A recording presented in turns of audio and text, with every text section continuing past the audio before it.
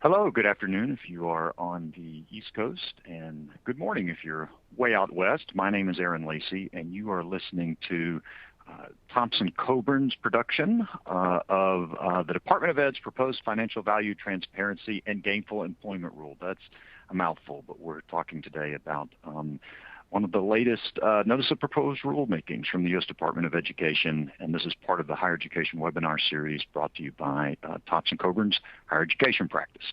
While folks are still joining, we've got a little bit of housekeeping to do, as usual. So if you have any questions during the webcast, first and foremost, you can ask them through the Q&A widget at the bottom of your screen. We are going to try to stay on this afternoon and answer as many questions as we can get to within a reasonable period of time, assuming that we may have a few.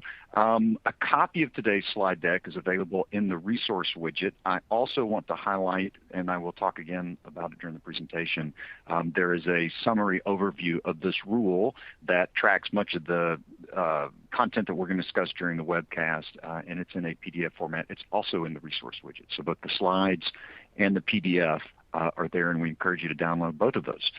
You can find additional answers to some common technical issues located in the Help widget at the bottom of your screen. And finally, if you're an attorney, this webinar is accredited for continuing legal education in California, Illinois, and Texas for 1.5 hours of general CLE, and in Missouri for 1.8. The webinar is also CLE accredited in New York for 1.5 hours of experienced and transition credit. Keep in mind we award CLE based on attendance for the entire 90 minutes, so please stick around for the entire presentation. You will see during the presentation on 3 separate occasions that will display secret words in multiple choice polls. You'll be required to select the correct secret word from a multiple choice list. It is not difficult to do if you're paying attention. Please respond to these polls to demonstrate your continued engagement, and so you earn your full CLE credit. Finally, there is a survey at the end of the webinar.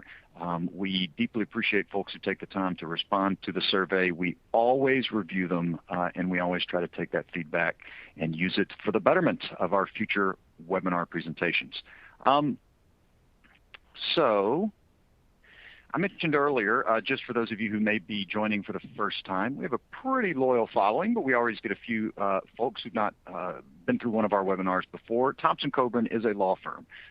So Hope Watson, my colleague, and I, who you will hear from today, are both attorneys, and we have a group of attorneys here at the law firm who spend all or most of their time working with institutions of higher education. So we've got a higher education practice, and we're very focused on issues that are meaningful to you all.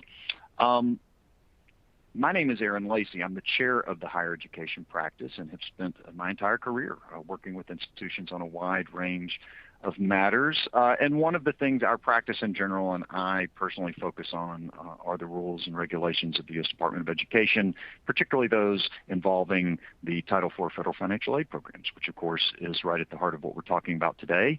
I'm joined by my colleague, Hope Watson. Hope similarly is part of our higher education practice and has probably spent more time thinking about and working on this proposed rule in the last 2 weeks than any person should have to ever do. So Hope, thank you so much for joining us today. Here's the syllabus. We're going to start with just a brief review of the road to financial value transparency, and I'll just go ahead and offer that the reason this is such a mouthful is because the U.S. Department of Education has recharacterized what historically was thought of as sort of its gainful employment accountability framework. It has expanded this idea to be the financial value transparency and gainful employment regulatory framework. And so we're going to talk about that financial value transparency concept, how we got there. Then Hope's going to go over the proposed regulatory framework and how it's different from what we've seen before, as well as a review of the metrics and thresholds that are being proposed. I'm going to talk about consequences of failure, process, and calculations. Hope will get into reporting and certification. And then finally, we're going to try to offer some comments for consideration. This is a really complex rule. I'll just say at the start here, I think the unofficial version clocked over 1,000 pages.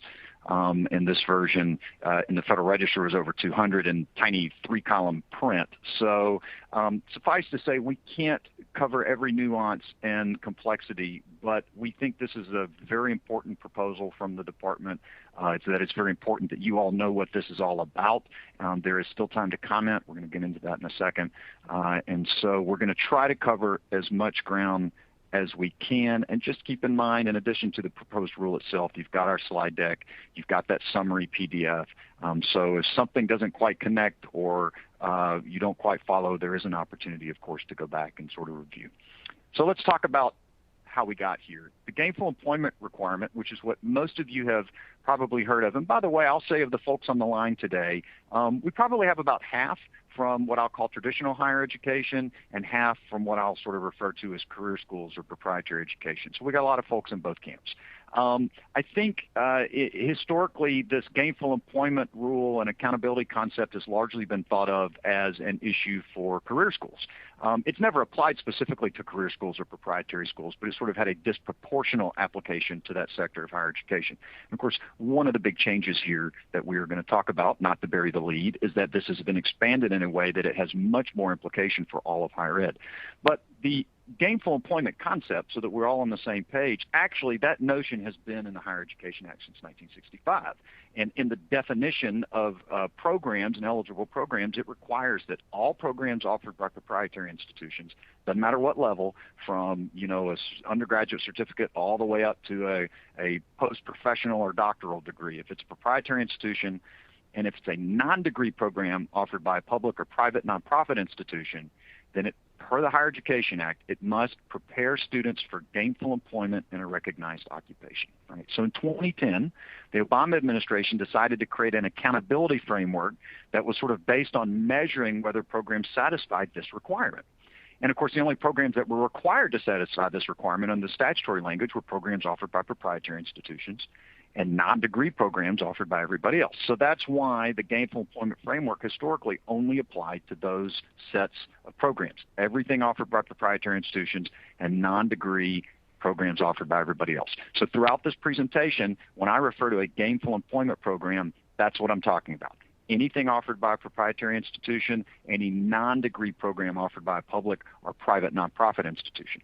If I refer to a non-gainful employment program or non-GE program, then that means we're talking about degree programs offered by public and private nonprofit institutions. So everything else, basically, that's not a gainful employment program. Okay, so in 2010, the Obama administration decides to create this accountability framework. They're going to figure out how to measure this notion of gainful employment to determine whether these programs are satisfying this criteria. So they create this complex rule that, among other things, attempts to compare the typical debt a program's graduates, just graduates, a program's graduates took on with their typical earnings after graduation. Simple in concept, very complex in implementation, right? How do you get all that debt information and cost information and earnings information?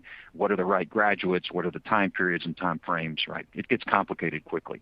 But at the bottom of things, if a program's debt-to-earnings rate did not consistently meet certain thresholds set by the department, then a gainful employment program could lose its Title IV eligibility.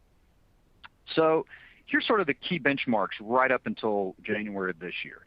So the Obama administration pushes out the 2010 gainful employment rule, all right? And then they get sued, and the 2010 GE rule is largely vacated by the U.S. District Court in D.C., which found the department didn't sufficiently justify these thresholds that it was attaching to debt-to-earnings rates, and back then they also had a repayment rate in the 2010 version. So then in October 2014, the Obama administration publishes the final version of its next effort, the 2014 GE rule, which has been revised and now focuses strictly on debt-to-earnings rates. They kicked out the repayment rate that had caused them indigestion and caused the court indigestion in the prior version. In June 2017, despite these revisions, the U.S. District Court in D.C. again finds against the gainful employment rule, in this case granting the plaintiff's motion for summary judgment and determining that the department acted arbitrarily and capriciously with respect to its earnings methodology. So that's the methodology it was using for determining the average earnings of the students in the cohort, or the graduates in the cohort, right? Then in July 2019, the Trump administration formally rescinds the 2014 GE rule for a host of reasons that they identify, but among them is their view that the DE rates methodology is fundamentally flawed. So it's worth noting at the outset here that both times this rule has been advanced in the past, the department has been sued, and both times it has not gone particularly well, right? Nonetheless, this Biden administration indicates that it's going to revive the gainful employment concept once again. And so it holds a negotiated rulemaking last year in January, February, March, and it covers a lot of really important topics. But among those topics talks about this idea of introducing a gainful employment rule. And during the final vote on this proposal, it's worth noting that all the institutional representatives, so you all may know when they assign negotiators, so you'll get 14, 15, 16 people around the table, and they're all representing different interests. So you may have folks representing, proprietary institutions and nonprofit institutions and state AGs, et cetera. So all of the folks at the table representing institutions voted no against the new gainful employment rule. So that's minority serving, 2-year public, 4-year public, private nonprofit, financial aid administrators, and proprietary institutions. In January 11th this year, some of you may recall the department released a proposed rule regarding income-driven repayment plans. But at the same time, on the same day, it put out a request for information regarding how to best identify low-value post-secondary programs. And what it really meant was low financial value, though that was not the language used at the time. And Ed intimated in this request that it might be considering applying some sort of metric and accountability framework to all institutions and all programs beyond just the traditional gainful employment program. The community response was strong. So ACE, in a letter co-signed by over 20 different organizations, pretty much the whole alphabet soup inside the Beltway and there at One DuPont, expressed significant concern. First of all, just sort of fundamentally that the quality of an academic program can't be measured solely by its financial return. And then ACE also observed that, quote, given the incredible diversity of post-secondary programs at all credential levels across all different types of institutions and all sectors, it would be almost impossible to establish criteria that work equally well in evaluating each program. Both important and valuable points, I think. There were also individual comments filed by NICU and CCCU and AACC and ACCT and CQ and, like I said, most of the rest of the alphabet, as well as a number of individual institutions. Despite these community concerns and sort of the pushback on this proposal back in January, and despite, incidentally, that nothing quite like this had been discussed with any significance during NEGREG last year, the department published its notice of proposed rulemaking on May 19th, so that was just last month, and it includes a lot of stuff. It's packed. We are just talking today about financial value transparency and gainful employment, but I do want to call out to all of you, this proposed rule also covers financial responsibility, standards of administrative capability, certification procedures, and state-defined processes for ability to benefit. Now, the last one I don't think is probably of great import to most schools, but the middle three probably are. Financial responsibility reintroduces the financial trigger network and expands it and has automatic mandatory triggers that lead to letters of credit and all those types of things. And the administrative capability and certification revisions are very significant and include just all kinds of different provisions. I know there's some about state authorization that WICHE and the SAN network and others are very concerned about and working on, and we're working on all of these right now. But the one we really wanted to put in front of you today was financial value transparency and gainful employment. So there's an extraordinary proposed expansion here. The department is proposing to calculate and disclose debt-to-earning rates and a new earnings premium for every program at every Title IV institution. So if you are on the line today and you are at a flagship public university, or you are at an elite private, or you're at a small regional liberal arts institution, or you're at a career school, it does not matter. If you are a Title IV eligible institution, they are going to calculate debt-to-earnings rates and this earnings premium for every single program. Now, to be clear, it would still be the case that Title IV eligibility determinations would only be made for GE programs. Remember, that's non-degree programs offered by public and private nonprofit institutions and everything offered by proprietary institutions. But the DE rates and an earnings premium for non-GE programs would be calculated and disclosed on a new website that the department is proposing to create, along with their determination as to whether or not, based on those metrics, the program is, quote, low earning or high debt burden. And an institution would not be permitted, that means every institution, would not be permitted to disperse Title IV funds to a student in a non-GE program with failing DE rates until the student provided the required acknowledgement. In other words, they'd gone to the department's website and through their website had acknowledged seeing the department's determination that this program was low earning or high debt burden. So the impact projections for non-GE programs. I'm talking about non-GE programs, degree programs offered by public and private nonprofit institutions. The department in the NPRM projects that over 875,000 students, based on its data set, in 1,633 programs are in failing non-GE programs. The NPRM indicates that 873 programs at public institutions covering about 560,000 students and 760 programs at private nonprofit representing about 313,000 students would fail at least one of the DE rate or earnings premium tests. Rates of not passing at least one of the tests are particularly high. Again, I'm talking about non-GE programs. Rates of not passing at least one of the tests are particularly high for professional programs in law, theology, and health, with law being 29.2% of enrollment. 29.2% of enrollment right now in law programs. So that means almost 30% of students in law programs in traditional higher education are in programs that the department believes would fail at least one of their two metrics. So those folks and those programs would go to the department's website and have to see that determination that this is a high debt burden program before you could disperse Title IV to them.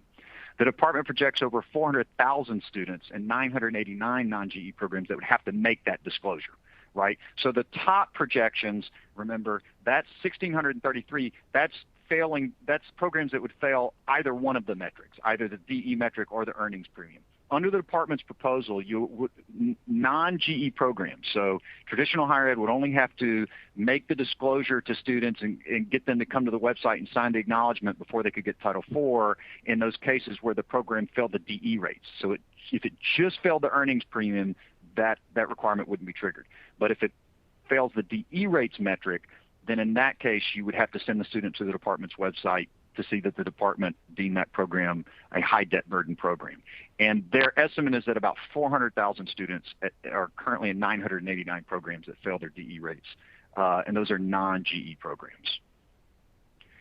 For gainful employment programs, they project about 700,000 students and about 775 failing GE programs, right? And they say about 195 are public GE programs, about 84 at nonprofits, and about 496 are proprietary GE programs. And it makes sense that that number is much bigger because all of the proprietary school programs are in this bucket, right? They don't have any programs that would be non-GE programs. Now, check out the second bullet. Of that 1,496, right, of the programs that fail either one of the two tests, 916, 61% are projected to be undergraduate certificate programs that fail only the earnings threshold test. So of the 1,496 programs, GE programs that are failing among proprietary institutions, 61% we're talking about certificate programs that have fine DE rate measures, meaning their debt to earning ratio passes, but their earnings aren't high enough to get past the earnings premium test. And the highest rate of failure, and this won't surprise a lot of folks who paid attention to this in the past, is in personal and culinary services.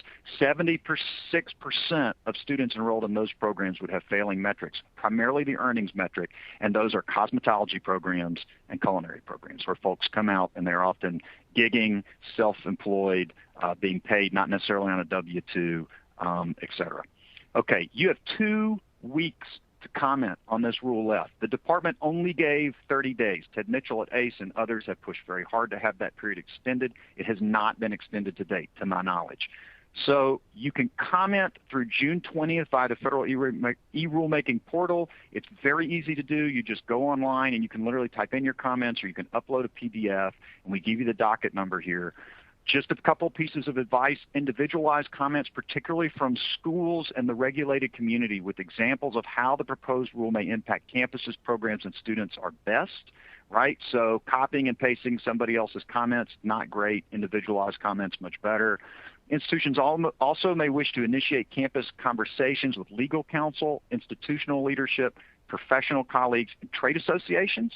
And consider providing your comments to members of Congress or scheduling an EO. That's a meeting with the OMB when they're considering the final version of this rule. I'm going to stop here before I turn it over to Hope. And the rest of this presentation, we're really going to unpack this thing for you. But here's what I want to say. We For 10 years, I've been at this law firm, and we've done a lot of webinars over a lot of important rules, many that are consequential. But I'm not sure that I believe that there is any that we have ever addressed that for all of higher education is potentially more consequential. And I will tell you, it is my concern, while ACE and NICU and the folks inside the Beltway are absolutely plugged into this and drafting comments. We are drafting comments for a number of organizations in DC and elsewhere, right? There are large communities that I don't think are particularly aware. For example, to all my attorney friends on the line, I've seen almost no discussion about this on NACUNet among traditional higher ed. I don't think this is really a topic of much conversation among the lawyers in traditional higher ed right now. I'm not seeing this talked about. I'm not getting calls from many of my clients who are in traditional higher ed. I just don't think it's really on the radar. The proprietary schools and career schools will plug in because they've been dealing with 3 generations of this, and they're paying close attention. But I am concerned that in traditional higher ed, there is not a great deal of awareness outside of Washington, D.C. So what I'm suggesting to you is, if during this presentation today you conclude that this rule is a problem or represents a significant concern, I encourage you to reach out, to file comments, to get campus leadership involved. I can tell you, my expectation is that leadership and folks in the business office and admissions office would be pretty surprised to learn in 18 months that they've got to start sending students to a federal website that indicates that the program that they are going to enroll in is a high debt burden program. That is not going to be great for enrollments, right? So my expectation is this is very consequential, not just for the legal community inside higher ed, but for institutions in general. And I encourage you, if you agree with me at the end of this presentation, to take some steps to be active here. To try to help you, I mentioned earlier, we've included basically a 5-page succinct document in the resources portion of the widget. It doesn't include recommendations for comment, but it does summarize how this rule works. And the idea is that this is a document you might be able to use to facilitate conversations with colleagues or leadership or others. And generally speaking, if you can't find a copy or you would otherwise like to talk one of us, we're of course always happy to do that. So our first secret word, just briefly, and then I will turn it over to Hope to really start unpacking this regulation and its implications. But our first secret word is regulate. So if you are paying attention and it's on your screen, please click the appropriate secret word. And with that, I think that's about enough time. We'll go ahead and get moving. So Hope, I'll turn it over to you. Hi, everyone. Pleasure to be here today. I'm grateful for the opportunity to talk to you first today about the proposed regulatory framework. So Aaron outlined a lot of new changes, and as you might imagine, logistically, that created a need for the department to restructure some components of the CFR so that they could fit all of that in. And that's what I'm going to talk through in this first section. So as Aaron mentioned, this proposal resembles the 2014 GE rule in a lot of significant ways, but it also includes some very important differences. And we're going to talk about those differences later, but to know the similarities, as the 2014 GE rule still includes metrics designed to assess whether a program offers graduates a reasonable return on their investment, as well as includes certification, reporting, and disclosure requirements, which we'll see show up in this proposed rule as well. However, the department is now proposing to calculate and disclose DE rates and a new earnings premium for every program at every Title IV institution. And we'll talk about what we mean by those DE rates and by the earnings premiums in short order. So all institutions would also, in addition to the DE rates and the earnings premiums, all institutions would also now be required to satisfy disclosure requirements for all programs and to report a wide range of data on the basis of the fact that they now have to make these disclosures. So we will walk through those toward the end of the presentation, so stay tuned for the reporting requirements section. So as I mentioned, in order to accommodate this new and expanded approach, the department is proposing to reorganize the regulatory framework. So all of the provisions that are applying to all Title IV programs at all Title IV participating institutions of higher education, that's both GE and non-GE programs, would appear in a new subpart Q, and that's going to be entitled Financial Value Transparency. And the citation for the proposed sections is listed on the slide. Separately, the department is proposing to create a new subpart F, which is going to be titled Gainful Employment, citation listed, and that would contain the provisions that are specific just to GE programs. So subpart Q, that's GE and non-GE, all Title IV institutions. Subpart S, that's GE programs exclusively. On this next slide, we've laid out a graphic that may help you visualize the division of those topics into their subject areas. So again, financial value transparency, all programs at all Title IV institutions. Subpart S, gainful employment, this darker gray box here, that's just the GE programs. So getting a little bit more technical, we're going to move into a discussion of the metrics and thresholds as proposed by the department. Starting with the DE rates. Erin is going to walk through these calculations in more detail later in the presentation, but I'm going to provide a brief primer now. So with limited exceptions, each year under the proposed rule, the department would calculate 2 DE rates for all Title IV eligible programs at all Title IV participating institutions. And the calculation formula is there on your screen. We have the 2 different DE rates, the annual DE rate and the discretionary DE rate, calculated according to what you see in this right-hand column here. So because under the proposed rule, as we'll continue to go into detail throughout the presentation, under the proposed rule, we no longer have a zone when it comes to the DE rate thresholds. We just have the binary of pass and fail. And with that in mind, it's not necessarily as important to focus on the pass rates because anything that doesn't pass under this proposed rule necessarily fails, which is why we have laid out the fail thresholds and only the fail thresholds here. So if you exceed the thresholds that you see here, you fail. Additionally, if the denominator in the calculation that was listed on the previous slide is 0, meaning you have no earnings at all, under either of the 2 DE rates, and you have any level of debt, then you also fail. So when it comes to the annual DE rate, if your rate is greater than 8%, or the denominator of the rate is 0, meaning you have no earnings at all, and the numerator is positive, meaning that you carry any level of debt, then you also fail. The same is true of the DE rate or the discretionary DE rate. The threshold there is 20%.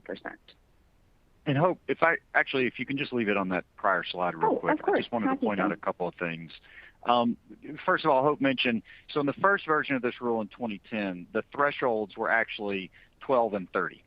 And then when they came out with the rule in 2014, they had this zone concept. So if you were below 8 and 20, you passed. If you were between 8 and 12, you were in the zone, or between 20 and 30, you were in the zone. And if you were over 12 and over 30, then you failed. So what's interesting is each year in each iteration of the gainful employment rule, we first saw the thresholds higher, then we saw them be sort of lowered with the zone concept. And if you're in the zone, you have more time to come into compliance. And now the zone's gone away, and we have the lowest thresholds that really have ever been introduced in connection with a gainful employment or debt to earnings metric. The other thing I just want to emphasize is the department calculates the annual DE rate and the discretionary DE rate for every program. So you get two rate calculations, and you have to fail both in order for the program to be deemed failing, right? So if you can pass the annual rate, you're good, even if your discretionary rate is over 20.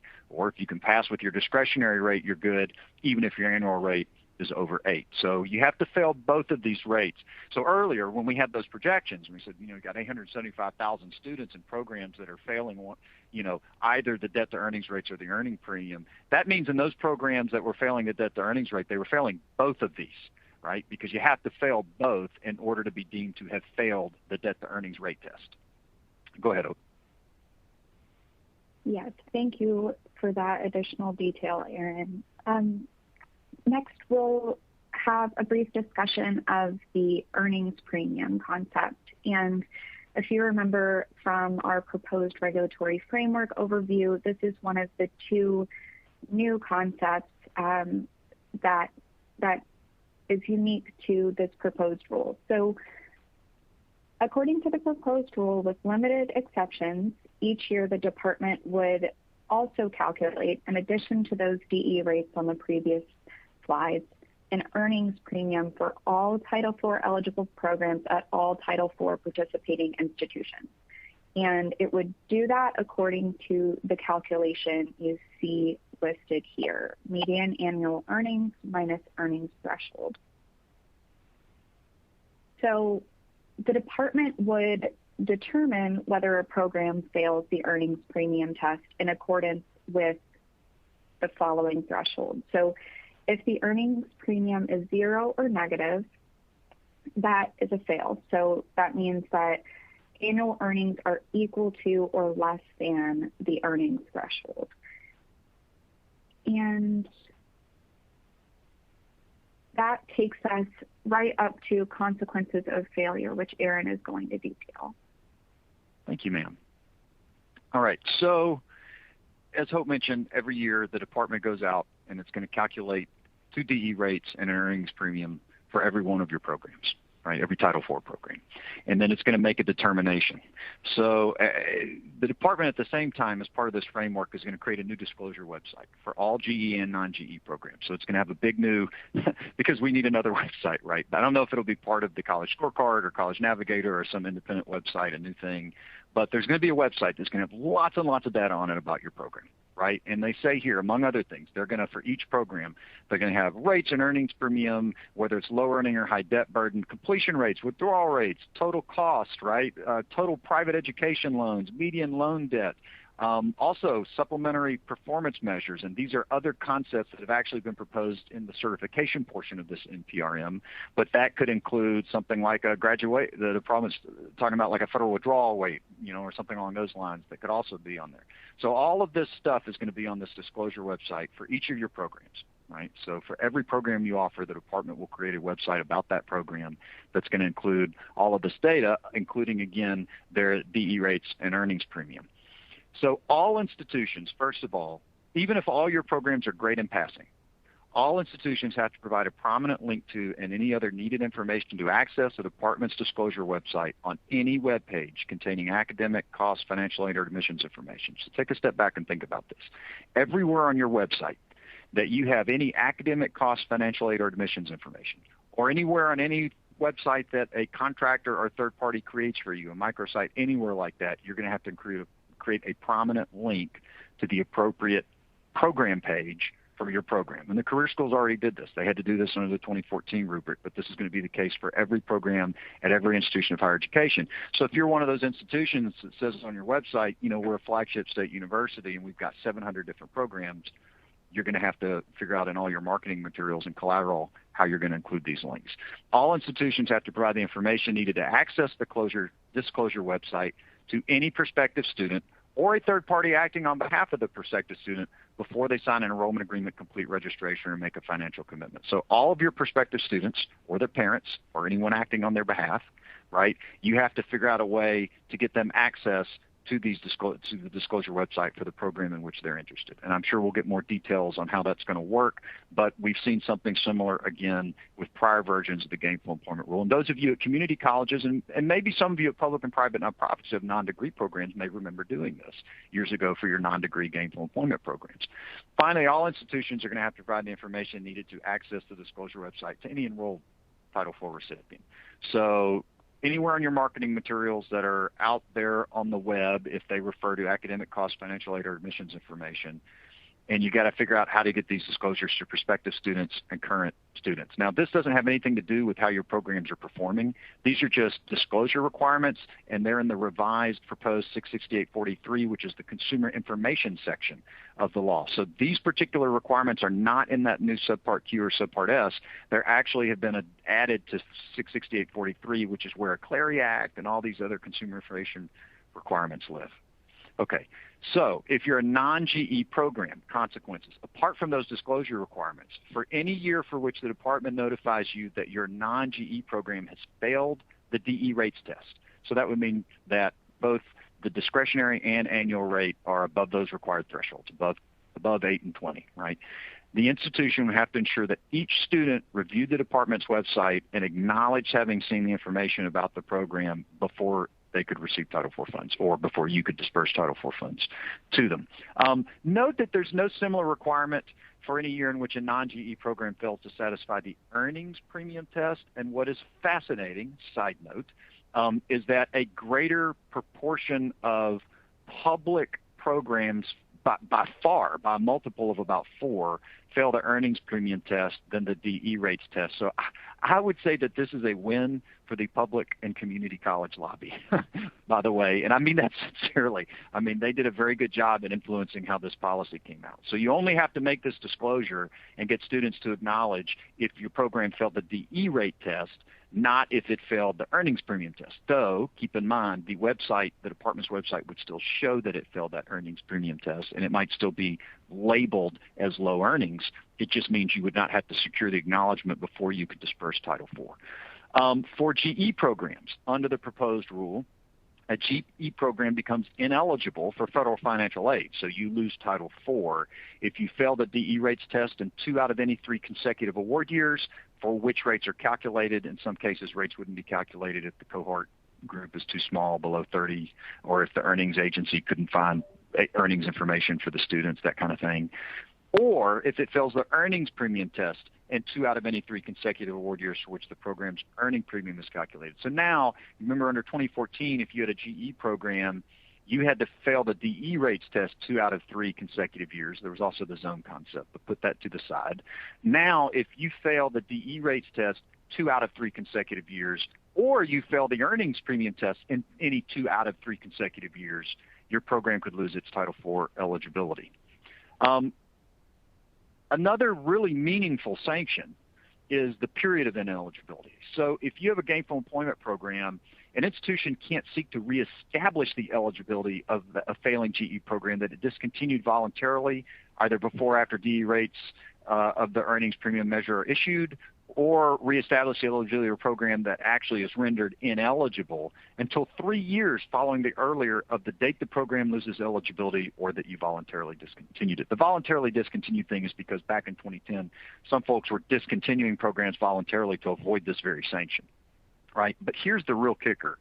The department indicates in the commentary, and this is consistent with 2014, that this prohibition would also cover any substantially similar program. And substantially similar means the program has the same 4-digit SIP prefix. Now, those of you in financial aid or academics will know that every program an institution offers has a 6-digit SIP code, right? And that's a taxonomic system developed by the federal government that all programs are assigned, and it shows up on your eligibility certification approval report and in other places as well. What the department is saying is, if you've got a program that loses its eligibility, not only can you not reintroduce that GE program for 3 years, but any other program that has the same 4-digit root is also barred from being reintroduced for a period of up to 3 years. And that would wipe out, as those of you who are familiar with the SIP system know, the 4-digit root is pretty broad. Like that represents a whole classification of programs. So that means it's not just the single program that is barred for a 3-year period. It's anything that would fit in that broad 4-digit SIP classification. So these are real stakes, particularly if you're an institution that only offers 2 or 3 kinds of programs. The other real problem for GE programs is the student warning, because as with prior versions of the GE rule, under the proposed rule, an institution would be required to provide a warning to current and prospective students if its GE program could become ineligible in the next award year for which DE rates or the earnings premium are calculated. But you become ineligible if you fail 2 out of any 3 years, consecutive award years. So as a practical matter, this means you would have to start making the warnings if you fail a single year, because under the proposed rule, single failure in a GE program would be 1 year from potentially losing eligibility. An institution would not be permitted to disperse Title IV funds to a prospective or current student until the student acknowledges having reviewed the warning on the department's website. So as opposed to in 2014 and previously, where there was some opportunity for schools to create the warning, now the department's going to create the warning and the student has to go and presumably sort of acknowledge through the department's portal. So it'll be a closed system controlled by the department. There are also the student warning distribution requirements that were similar under the 2014 rule for GE programs. So for current students and prospective students, you're going to have to disperse, and you have to direct them to the department's website. I'm not exactly sure what that's going to look like, but you're going to have to provide that information they need to go to the website. You can do it in several different ways. There's a cooling off period, as there was under 2014. So, after they get the warning, they have to wait a few days before they would sign an enrollment agreement. And if they wait too long, you might have to show them the warning again.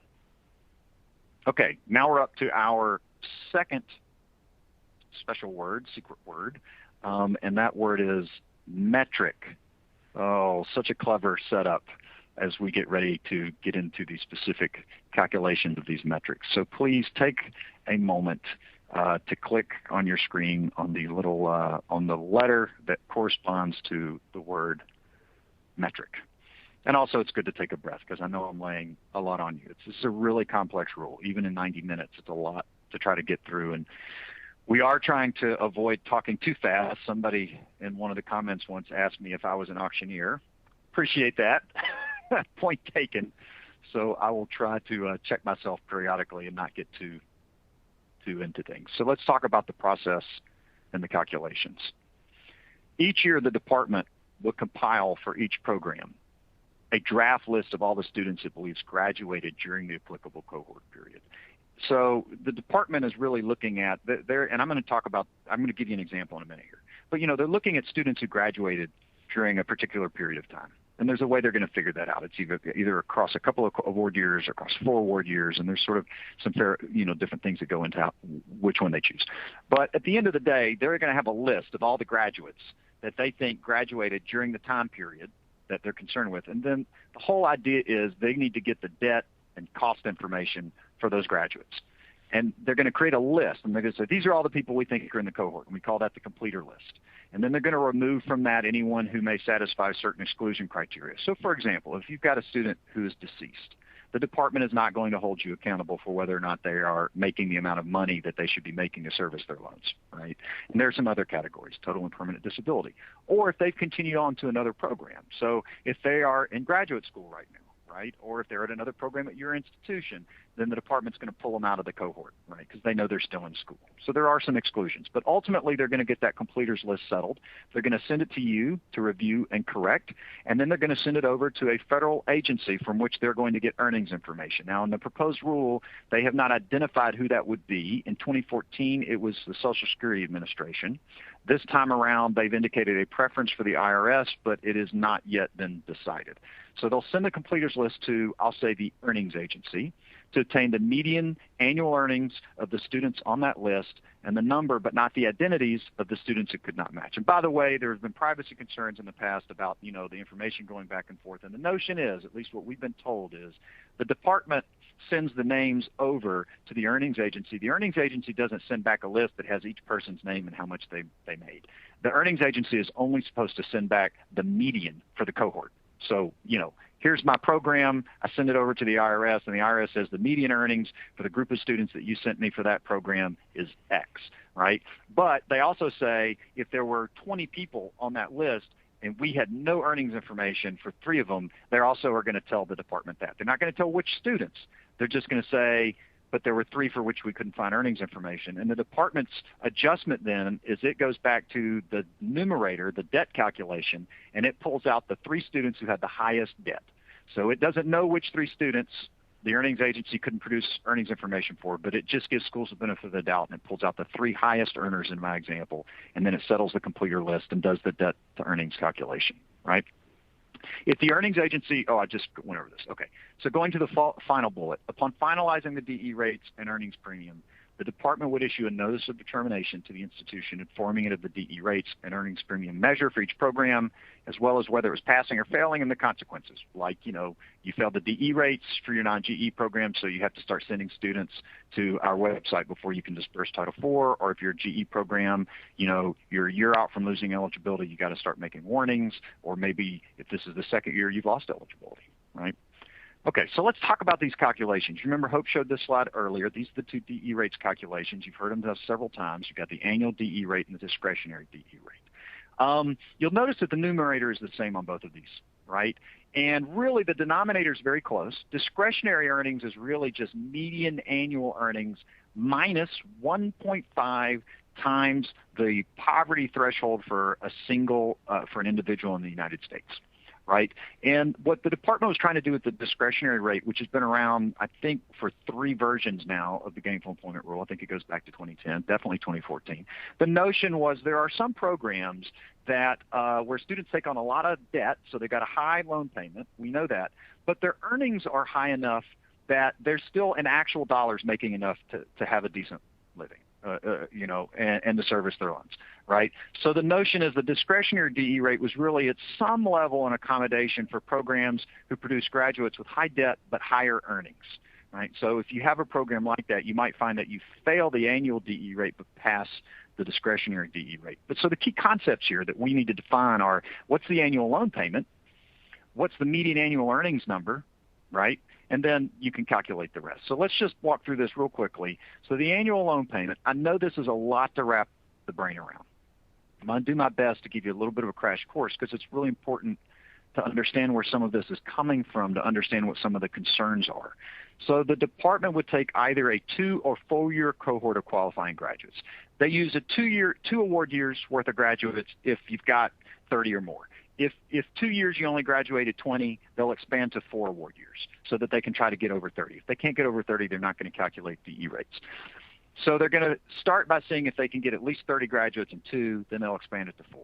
If they can get at least 30 graduates, then they move on. Let's say we're just dealing with a 2 year cohort. Then they determine the lesser of the total loan debt or net direct costs for each individual in that cohort. So just to be really clear, these calculations are not done at some sort of aggregated level. These calculations take into account the actual debt, actual cost, and actual earnings of individuals, right? And that's how they're coming up with the numbers. They're going to remove the appropriate number of largest loan debts, which I spoke about a minute, if they couldn't match all the earnings, right? And then they're going to calculate the median loan debt for that cohort, that group of graduates.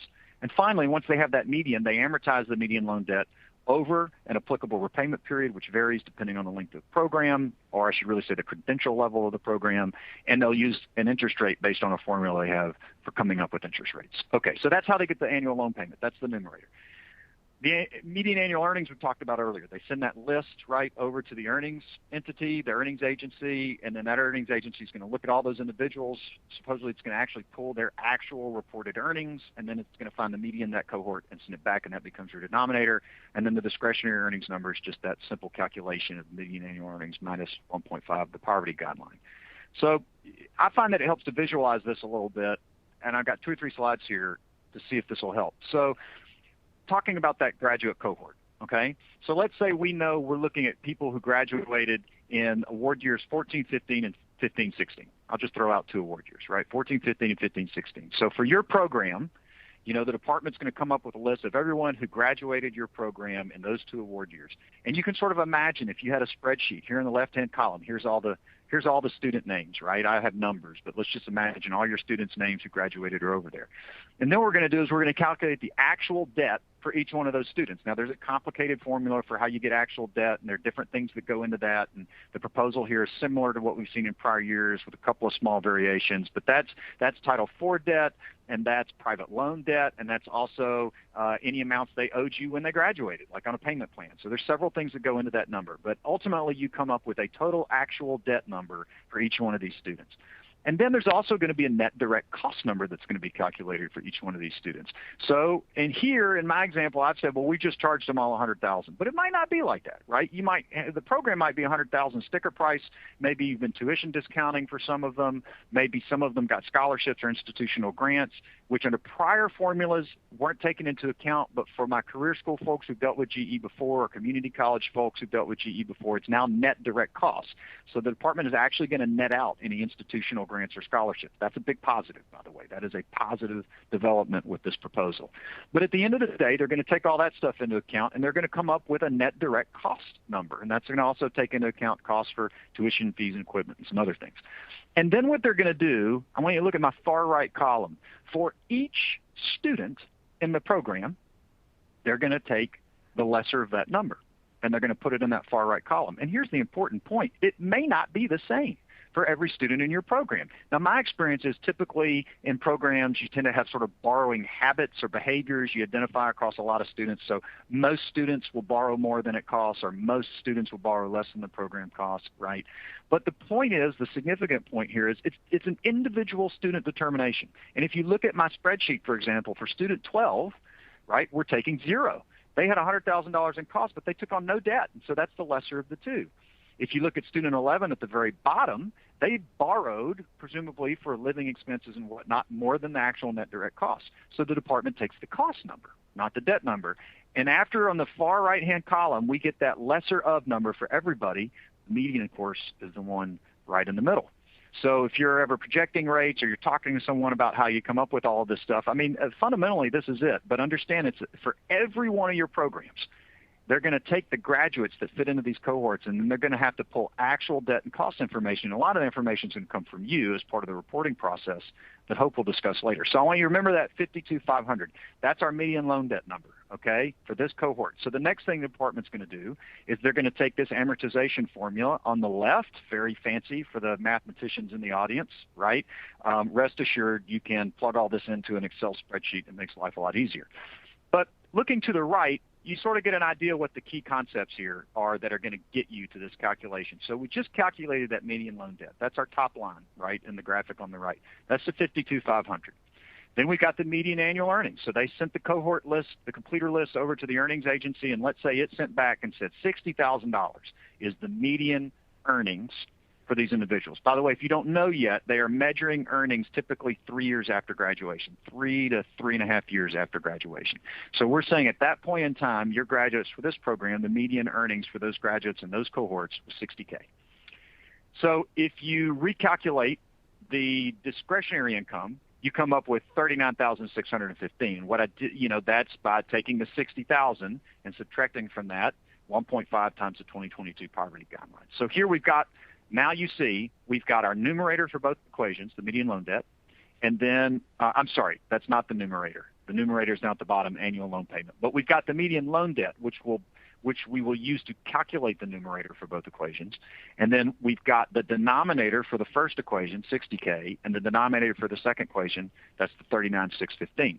The annual interest rate in this example, and this is for 2024-2025, this is a DE rate projection for bachelor's degree programs. So this is using everything in the proposed rule, and the department has indicated the first year that they would likely calculate rates would be for award year 2024-2025, sorry, and that they would be using earnings from calendar year 2022, at least for folks in the most recent cohort. So using all the department's stuff in the proposed rule, the interest rate would be 4.35.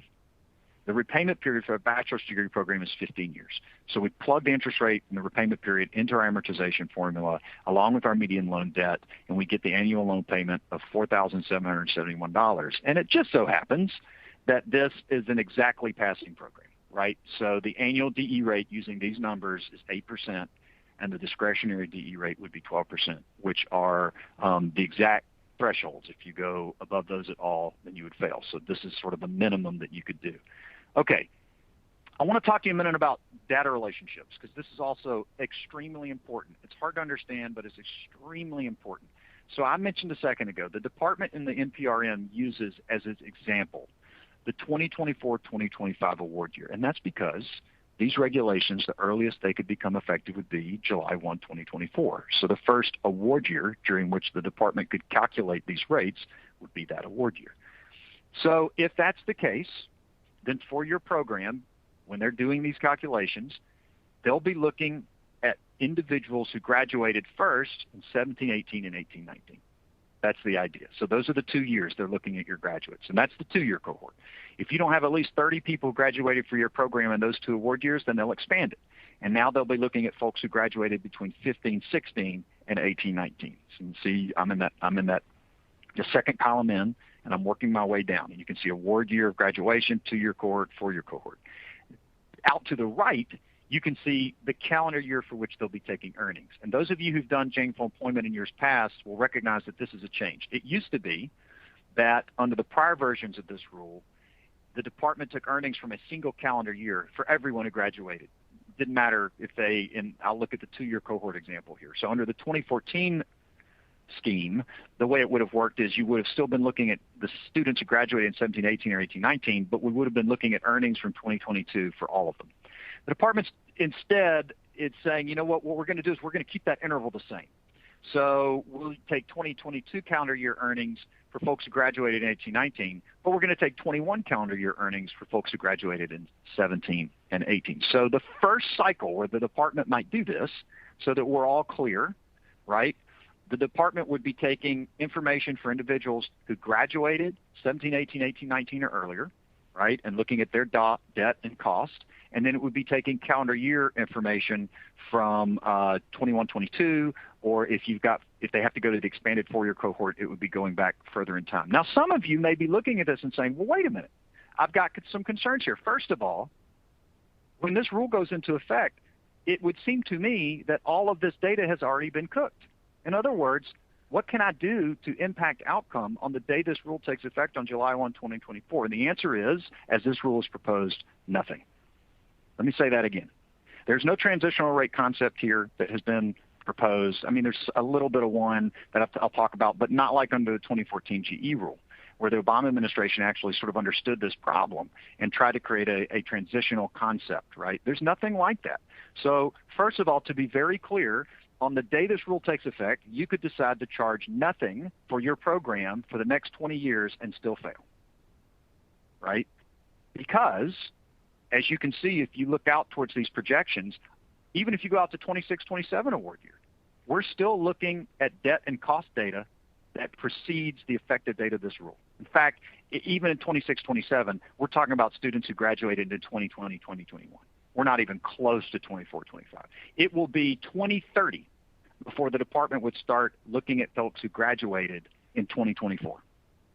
Okay, so the first big issue I see here, by the way, and this is going to be in the comments later, and something I would say everyone should be pushing for, is it seems unfair to judge schools and to sanction schools and potentially render programs ineligible based on cost, debt, and earnings information that all precedes the effective date of the rule. All right, that's an easy one, low-hanging fruit. Let me give you another one. You see the numbers in red? What do you recognize about those calendar years? It's the pandemic. So just to be clear, the first year that the U.S. Department of Education would produce financial value rates for your programs, based upon which they would tell students, we think this is a high debt burden or low earnings program, it will be based on earnings from the years of the pandemic.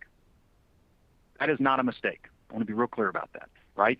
So the 2024-2025 cycle, the 2-year cohort, the earnings that would be used are 21 and 22. And if they have to go back to your 4-year cohort, they will actually be using, for 2 of those award year graduating classes, earnings from 2020 and 2021. And there's no accommodation proposed in this rule anywhere for market events in general or for the pandemic specifically. So this is all really important stuff to understand. Understanding the relationships among the data that's going to be used to calculate your DE rates is really important.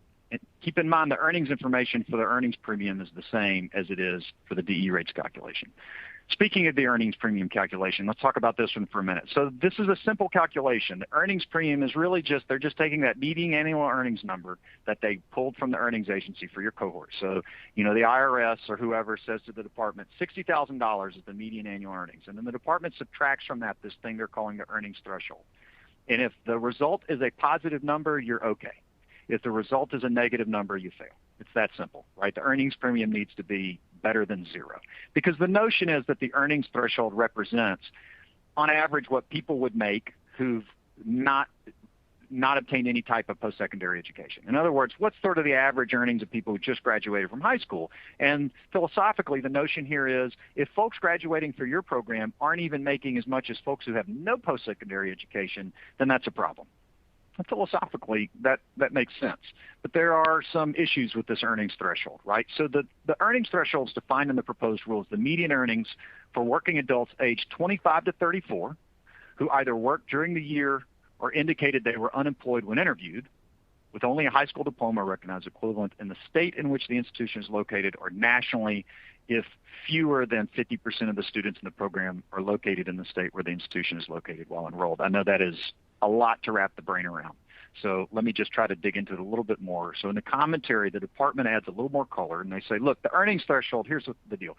It's computed as the median annual earnings among respondents aged 25 to 34 in the American Community Survey. So this is a survey the Census Bureau already produces. So this number already exists. The department doesn't have to create it out of whole cloth. And so we're talking about folks 25 to 34 who responded who have a high school diploma or GED, but no post-secondary education, who are in the labor force when they are interviewed, which is indicated by either working or that they are looking and available for work. But here's the really important thing to understand right out of the gates. So the earnings threshold excludes any individuals who are unavailable to accept a job or who are not actively looking for employment. So in other words, if my spouse makes enough money that I have elected not to work and I stay at home and I have no earnings, right, I'm excluded from the American Community Survey because I'm not in the labor force. I was not actively looking for work over the last 4 weeks and I'm not available for employment. Really what they mean is anyone who is presently getting unemployment benefits and who showed up for their interview and said, I am available for work and have actively been looking for work, they're included in the survey. But anybody who is not receiving unemployment or who has otherwise decided not to seek employment, any of your graduates who may not be in that labor force, they're excluded from the American Community Survey, right? Or not your graduates, sorry, anyone who graduated from high school, apologies, and knows post-secondary education, but who's not in the labor force is excluded. Why is that relevant? Because the earnings number that's being compared, and I'll just go back briefly to our calculation, that median annual earnings, remember, includes all of your graduates. So if you've got graduates who are unemployed by choice and are not actively seeking employment and are not in the labor force and report a 0 to the IRS, they still get put into the median annual earnings number, but they are excluded from the earnings threshold. So this is not an apples-to-apples comparison. That's if you're like me, that's disconcerting. Another thing that's disconcerting right out of the gates is that the best the department can do is a state-level calculation, right? And they talk about, here we go. They say if fewer than 50% of the students in a program are located in the state where the institution is located, the earnings premium calculation would compare the median earnings of the program's completers to national. If more than 50% of the students are at your main campus, which is what we think this means, then it would be state level. But here's the thing. Let's say that you are an institution located in, I'll say, Modesto, California. Right, I lived out in Merced, Modesto area for a little while, right, Central Valley, okay, and you've got most of your graduates working in the North Central Valley area right around Modesto and Merced. The earnings information that's being used to calculate the earnings threshold includes people living in San Diego, Los Angeles, San Francisco, right, and San Jose, even though your earnings information is your specific set of graduates who are living in Central Valley. So you've got a possible geographic issue here, which could result in earnings disparities between your median annual earnings for your program and the state-level earnings threshold. And remember, if 50% or more of your students aren't actually at your main campus, now you're getting a national number. It's just across the whole United States. So if you're located in, I'll say small-town Montana or Iowa or Idaho, you may have a real disparity between the actual earnings of your graduates and that national earnings number. So there are a number of issues with the earnings threshold, I think, that folks are going to be pointing out. And with that, I will turn it back over to Hope for reporting and certification requirements. Perfect. Thank you, Aaron. So as Aaron mentioned, a lot of the information that will form the basis of the calculations that Aaron just walked through is going to come from the institutions themselves. And the requirements for what information, specifically institutions will have to submit to the department, are contained in this next section. I'm going to walk through the reporting, and then we'll follow up with certification toward the end. So under the proposed rule, there are new reporting requirements to accommodate the new framework, and there are reporting requirements that will apply to both GE and non-GE programs. So under the proposed regulations, each award year, all institutions will be required to report to the department an extraordinary array of data for their Title IV programs, which we will walk through in a bit more detail in the next few slides. And there are three categories we want to point out that these reporting requirements generally fall into. And again, we're going to walk through each of those individually in the slides to come. But that's the general program reporting, general student reporting, and completed and withdrawn student reporting. In addition to the requirements that are detailed in the regulation, those in those categories that I just named, the department also proposes to retain the right to collect any other information the secretary requires the institution to report. So this is pretty broad and potentially makes the reporting requirements even more burdensome. But now we'll move on to those three categories that are detailed in the regulation itself. So the first category I mentioned was the general program reporting. As a global comment to this category and the other two that we'll cover, you'll note that the slides we're walking through are very text heavy. And one of the reasons that we chose to reproduce the requirements on the slides rather than summarizing them is to call attention to how extensive the requirements are. There is a lot here. And we don't want to overlook how much there is to report. But on each of the slides, I'm going to call out a few noteworthy components of the category of reporting. And here, under general program reporting, I would like to note that in addition to the other requirements listed, the department will require institutions to report whether the program meets licensure requirements or prepares students to sit for a licensure examination in a particular occupation for each state in the institution's metropolitan statistical area. Additionally, the institution will be required to report whether the program is programmatically accredited, and if so, to provide the name of that accrediting agency. Next, we have the reporting requirements under the general student reporting. And this information, as Erin mentioned, these calculations are done on a student-by-student basis. So this information will form the basis of those calculations for each student. And you can see the requirements laid out here. I noticed in the chat someone asked about whether these slides would be available. Yes, they are available in the resources slide, or the resources tab of this presentation. So we definitely suggest going and downloading those and reviewing these reporting requirements in more detail. And finally, in the third category, we have the completed and withdrawn student reporting. And again, the details on what is required on a student-by-student basis are listed here on the slide. And we just want to emphasize that these requirements are extensive, and institutions, especially institutions that haven't made reporting to this extent before, will want to plan for and think through. So with that in mind, with the planning component in mind, we want to look at reporting deadlines. So Under the proposed regulation, institutions would be required to report the initial batch of data no later than July 31 following the date these regulations take effect. So under the master calendar, these proposed regulations would take effect July 1, 2024, and institutions would be required to report data for the second through the seventh award years by July 31, 2024. So our reading of the proposed rule is that this would mean data for award years 2014 through 15 through award years 2019 through 2020.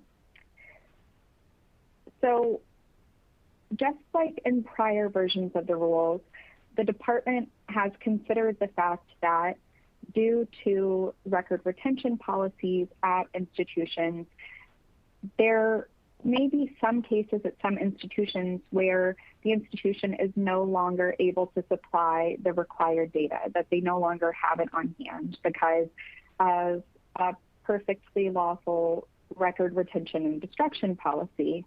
And in that case, the institution has to provide the secretary with an explanation that is, quote, acceptable to the secretary of why the institution failed to comply with the reporting requirements. So, so that makes the record retention and destruction policy and having that in good uniform shape even more important.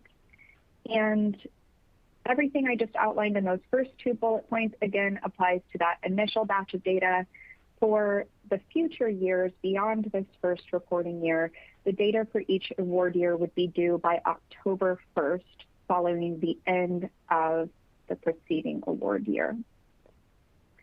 Now, if you are a non-GE program, and again, there are reporting requirements for both GE and non-GE programs. So if you are a non-GE program, you have the opportunity to take advantage of what the department has called transitional reporting. So under this transitional reporting proposal, for non-GE programs only during that initial award year for which GE rates and earnings premiums are calculated, which would likely be 24-25, award year 24 and 25, non-GE programs may opt to only report data for the two most recently completed award years. Under our assumption that that would be 24 through 25, those award years would be 2022 through 23 and 23 through 24. If institutions do elect to take this option, the department will calculate transitional DE rates and earnings premium measures based on the periods reported.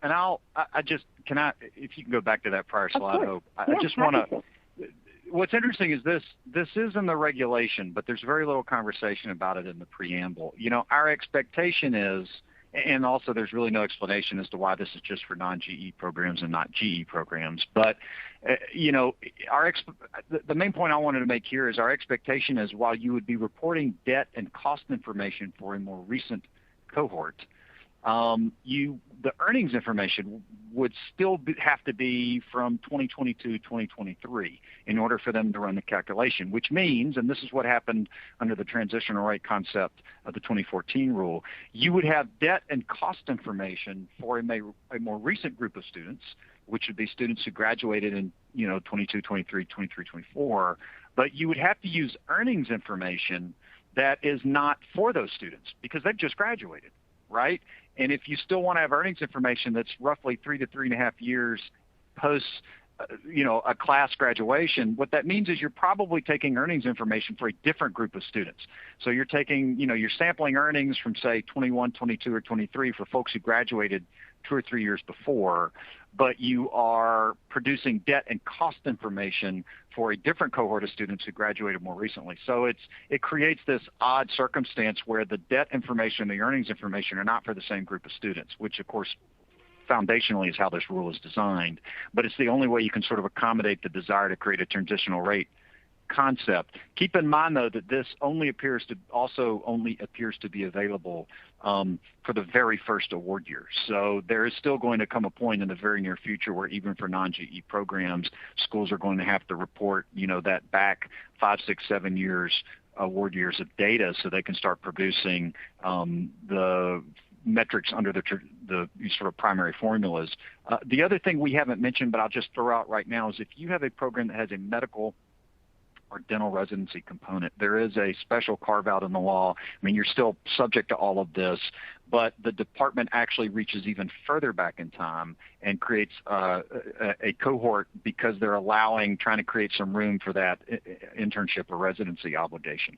So in other words, they're going to create a little more separation between the cohort of graduates and the earnings year that they sample for those types of programs to accommodate that medical or dental residency, and that's sort of a little pocket in the regs. Sorry, Hope, please go ahead. No worries at all. Thank you. So to wrap up here on reporting and certifications, under the proposed rule, gainful employment programs would be required to make certifications related to their accreditation status. And for existing GE programs, institutions would be required to submit that certification by December 31st of 2024. And that certification involves the GE program certifying that the program that it offers is approved by a recognized accrediting agency or is otherwise included in the institution's accreditation by its recognized accrediting agency, or if the institution is a public post-secondary vocational institution, the program is approved by a recognized state agency for the approval of public post-secondary vocational education in lieu of accreditation. So after implementation of the proposed rule, if implemented as proposed, on a go-forward basis, institutions would be required to make updates to that certification if within 10 days, if there are any changes in the approvals for a program or other changes for a program that render an existing certification no longer accurate. So if anything changes about if the accreditation approval changes or, it says any changes. So if the accreditation approval changes or there's any movement on that, then the institution will need to report it. And then additionally, for those post-secondary vocational institutions, if they are approved by means of recognition from a state agency, they would also need to report to the department any changes to their certification within 10 days of that occurrence. And Aaron, I think, is going to cover our third and final secret word. That's right, consequence. We've already talking. Well, you can tell I'm from Louisiana, can't you? I can't remember if I've used fixing or figuring so far during the presentation, but talking I've now nailed several times. So here's our third secret word. It is consequence.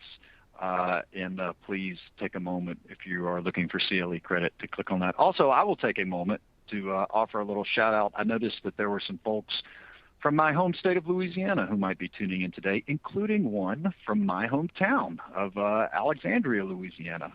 So if that individual is on today, a little shout out to the folks down in Sinlaw. Okay, so the last thing I want to do is just talk about some potential comments for consideration here. And I'll be very upfront. I think everyone who is on the call probably is well aware of this, but I represent institutions for a living and have made my entire career out of that. Some of you know that my family is all in higher education and was for a very long time. So it is fair to say that the comments I am suggesting are from the institutional point of view. And I'll also just offer up as a threshold comment, I mentioned earlier, our firm is drafting comments for a number of different organizations.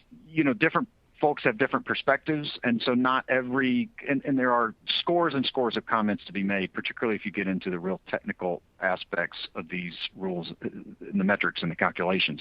What I'm really trying to focus here on is some of the bigger points, but by no means is this an exhaustive list. I'll put it that way. And I also appreciate that sort of depending on your particular programs or where you are in the world of higher education, you might have slightly different views on some of these things. I don't just mean philosophically, I mean some of the like really specific technical things as well.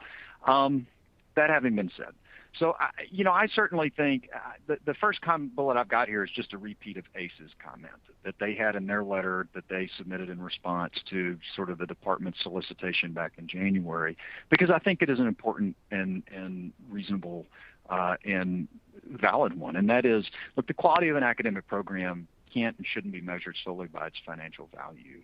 And this one-size-fits-all combination of DE rate and earnings premium is really not a meaningful measurement of a program's financial value, for that matter. So, I think those are not inappropriate places to start. Related comments could be, if the department's going to create a disclosure website, it needs to take great care to articulate that this website, that is managed by a federal agency is not purporting to offer or state the total value of a program. It is this very specific metric, and I think you might also suggest that they need to be very clear about what the metric represents, even if you get into just financial value, right? I mean, let's talk about what a debt-to-earnings rate really represents. It's not a measure of academic quality or program quality. That seems quite clear. It's also not a measure of the lifetime earnings or financial value to a student, right? I mean, no one suggests that that's the case. What you're measuring here is the earnings about 3 years after graduation. So by no means does this represent sort of the overall potential financial value to students, particularly those entering careers or industries, like many careers and industries, where it takes a lot of years to get to your full earning potential. What this really represents is, whether someone 3 years after graduation is making enough money potentially to service their debt. And even then, I think there is a question in the age of income-driven repayment plans whether the DE rate even has value, right? Back in 2010, the notion was if someone's, if a program's debt-to-earning ratio, exceeded 8% or 20%, it probably meant those folks weren't able to pay off their loans. But now with, these income-driven repayment plans, they probably are, right? And they're being encouraged to take advantage of those plans. So I think there are real sort of threshold comments that are valid and important to make here about what does this really represent? And if the department's going to move forward with it, you need to be really clear on this website and with students that this is not a measurement of the value of the program. It's not even necessarily, well, I won't say necessarily, it's clearly not a measurement of the overall financial value of the program. It's this, at best, very specific concept, right? I think another important comment here is that the department has afforded, in my view, and I think the view of many others, insufficient time to negotiate and comment on this thing. So that we did the math, and just by comparison, the Obama administration, and this is in, I believe, in the memo that's in the resources widget, you can actually see some of this information, and I'm pulling up right now. But let's see, what was it, Hope? We actually figured out the Obama administration in 2014 did about 51 hours of negotiating on their gainful employment rule, and they had an entire rulemaking that was just about the gainful employment rule. The Trump administration, when they went to rescind the rule, had about 72 hours. And again, they had an entire rulemaking dedicated to this topic, which is complicated and consequential. In the rulemaking last spring, this proposal was discussed for 2 days. There were 3 weeks of neg reg, but the department didn't actually put out draft language until between the first and second round. So there were only 2 weeks, and it was basically discussed 1 day of each of those 2 weeks, even prompting the federal negotiator to acknowledge that the time constraints were extremely tight. So it is surprising, with such a consequential rule, that so little time was afforded negotiations. I mean, seriously, as a practical matter, it was probably talked about for maybe 5 to 10 hours tops over those 2 days. And then for the comment period here, we've only been afforded 30 days. Again, the Obama administration allowed 60 days for the consideration of its gainful employment rule. Now, just so that y'all know, the Trump administration only allowed 30 for its rescission, but that whole document was 14 pages long, so it was a little bit of a different consideration, I think. So all of this is to say, and I mentioned at the outset, Ted Mitchell had been reaching out, we know, to the department asking for more time. Others have asked for more time. So far, I believe that's been denied. But, to get your brain around this, to get the community aware of it, to generate meaningful comments, and also consider the other aspects of this proposed rule, we've had a very short period of time. And I think that is a fair comment to make. We don't think the department should make financial value determinations based on metrics that use data from years preceding the effective date of the rule. The legal argument here about retroactivity is a tricky one. But the fairness argument, so I'm not suggesting a legal argument, though I'm sure some will be made. In fact, we will make some. But what I'm really just suggesting is a fairness argument, right? I made the comment at the outset, you could decide today or on the effective date of this rule, next July 1, to charge nothing for your program, and still your programs fail. And it would be 2030 is the first time that the department would do a round of calculations that would start looking at the debt and cost information for people who are attending in 24-25. Up to 2030, all those calculations are using data from years that precede the effective date of the regulation. And that just seems fundamentally unfair. It also doesn't seem to really incentivize schools in any way. I mean, I guess it does if you believe that this framework is going to be in place long enough. But we think that is certainly a reasonable comment. And there are a lot of other options. I mean, maybe you still calculate the rates and disclose them, but you just don't impose sanctions on institutions. Or, maybe there's a middle ground, but it just seems fundamentally unfair, we think. We also think the department should include a transitional DE rate opportunity for all programs. Again, the Obama administration did it, and they did it because they cited that it was a meaningful and an appropriate opportunity for schools to be fair. I mean, that's why they included that concept, and I think it was very surprising to many that it wasn't included here because, again, what it means is you just have no ability to impact your rate performance for years to come. We don't think the department should implement an accountability framework that relies upon actual earnings data, unless it's resolved the litany of issues presented by actual earnings. We didn't really talk about this until this point in the presentation, and I know it's 3:26 my time, 4:26 elsewhere, but this is an exceptionally important point. Both of the DE rates calculation and the earnings premium, all of those calculations rely on these median earnings. And remember, those are actual earnings that are being pulled from what your graduates have reported. The department has no mechanism to account for the impact of wage discrimination, first of all.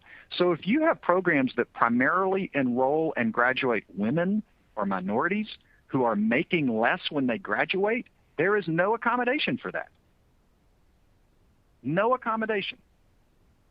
Geographic location is not accommodated.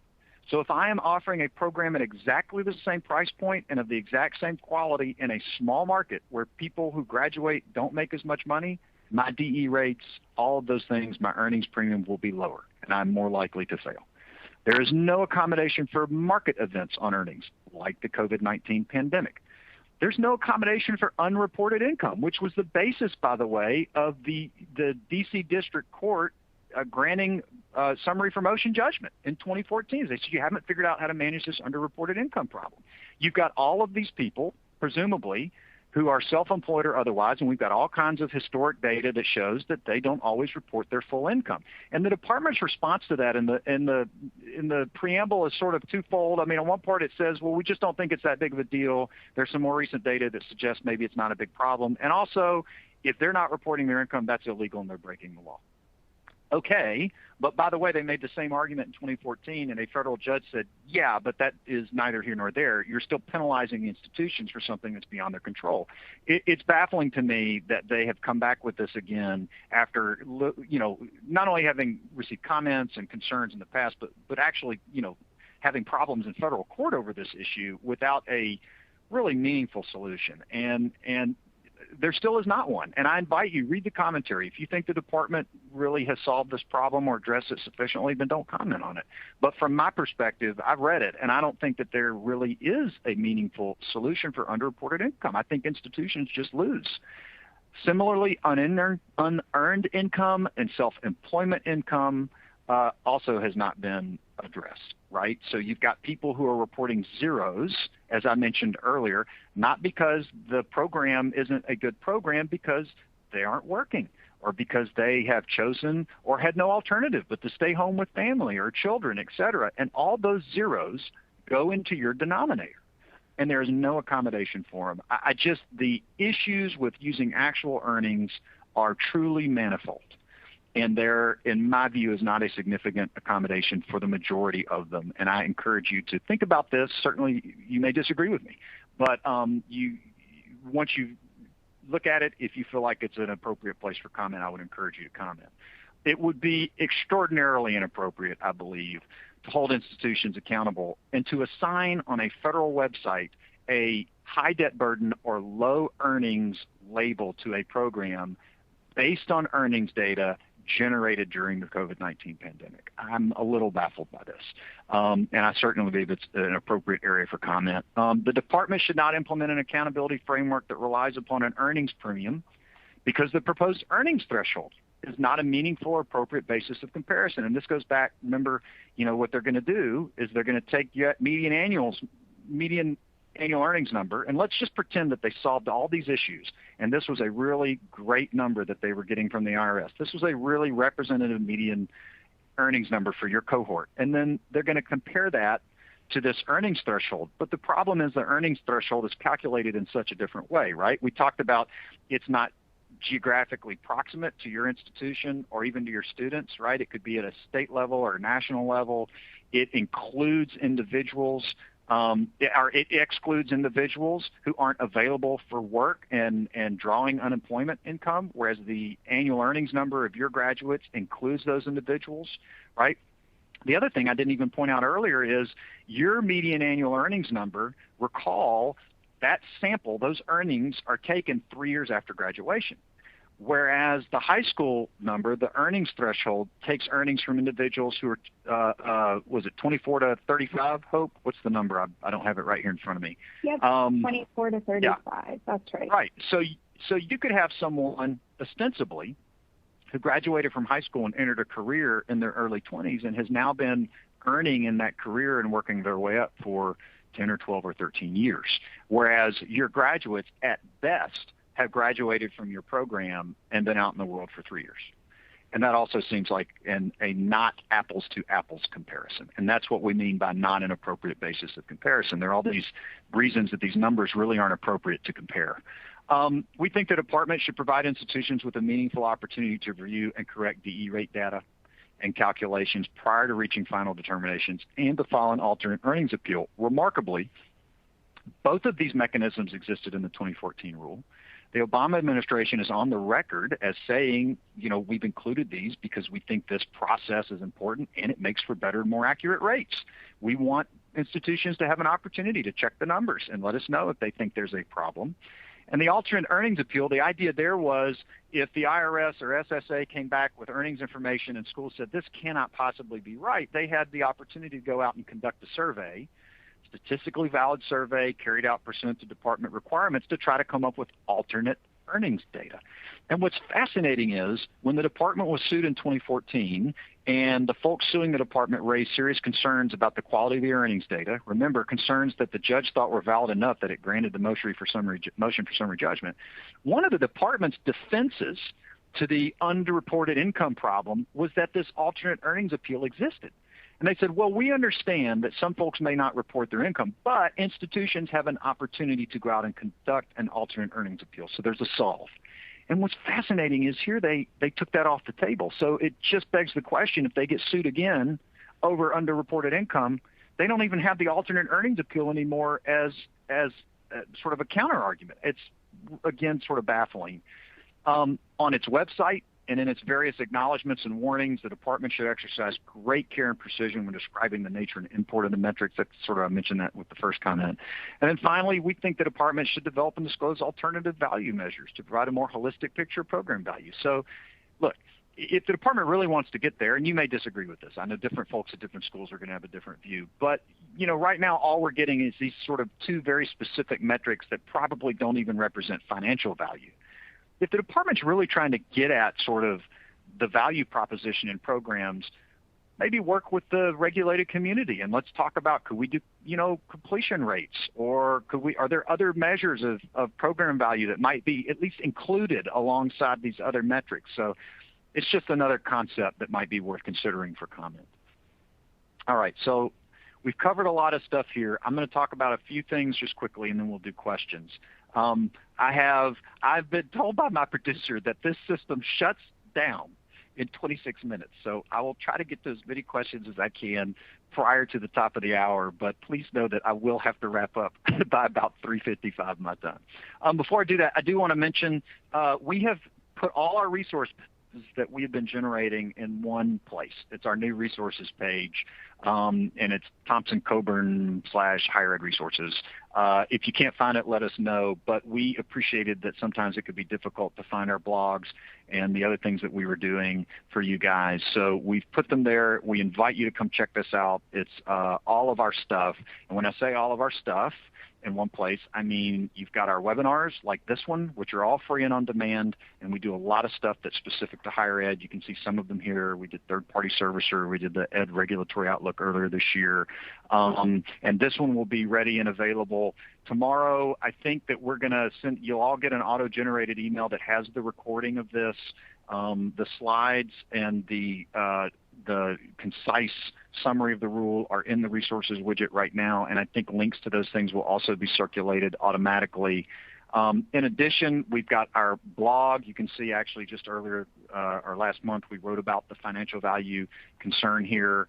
And then finally, we do put together compliance materials and white papers periodically on various issues, not unlike the summary that's in your resources widget right now.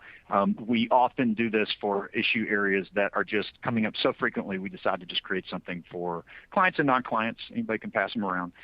They're all available openly on our website. And I'll just point out the one here on the far left is the financial responsibility reporting.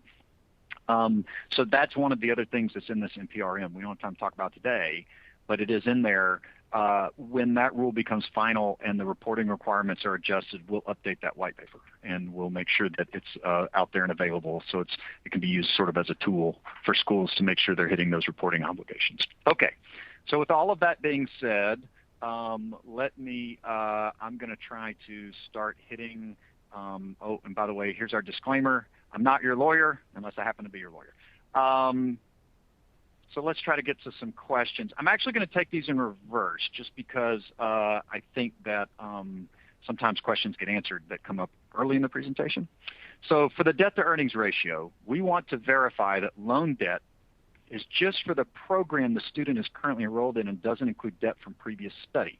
For example, for a student in a graduate program, we want to verify that debt from undergraduate study isn't included. Fascinating question. So here's how it works, or how it's proposed to work and how it worked in 2014. First of all, unless you're under common ownership with another institution, debt that a student took on in connection with prior work at other schools would never come into play, right? The department has sort of a carve out if you've got a bunch of schools under common ownership or control. But outside of that scenario, if the student took on debt at another program, it would never come into play. Now, if you've got a student that is in an associate degree program at your institution that stacks with a bachelor's degree program, and they complete the associate degree program and move into the bachelor's degree program, what will happen is they will be removed from the associate cohort. That's one of those exclusions. They will be included in the bachelor's degree cohort, and the debt they took on as part of that associate degree program will be attributed to the bachelor's degree program, right? So, the way the department does it is they put undergraduate programs and graduate programs in separate buckets.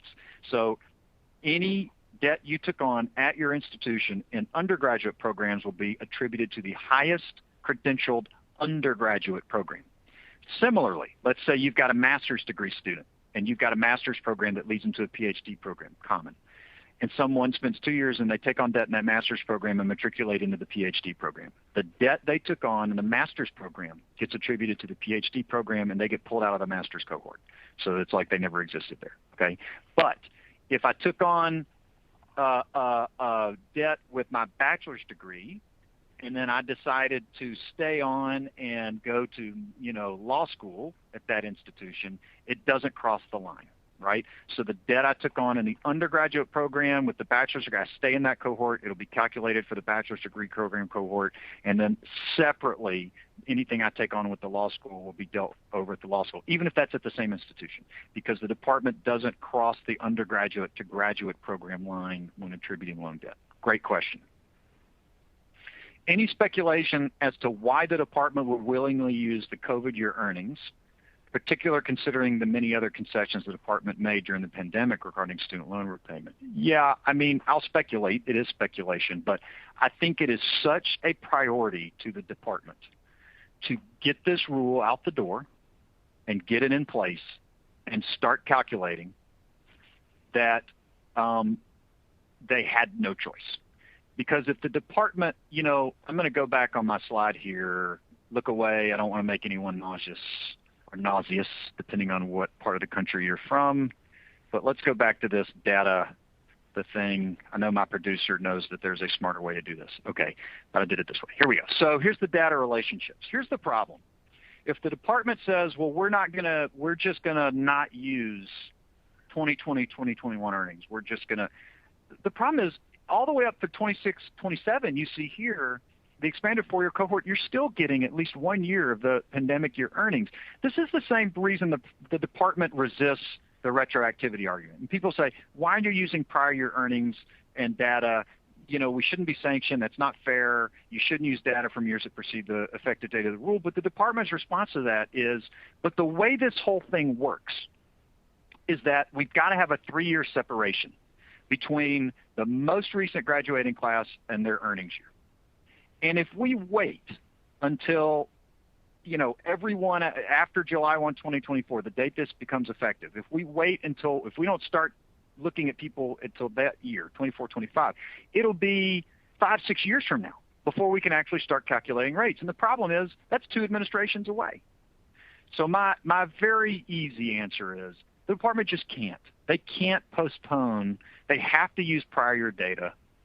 And in this case, it would be so hard for them to work around, the pandemic years. Now, they cannot apply sanctions. I mean, there are plenty of ways they could accommodate that, but avoiding it altogether, I think, would force them to delay this rule. It's too at tension with the fundamental way this thing is designed.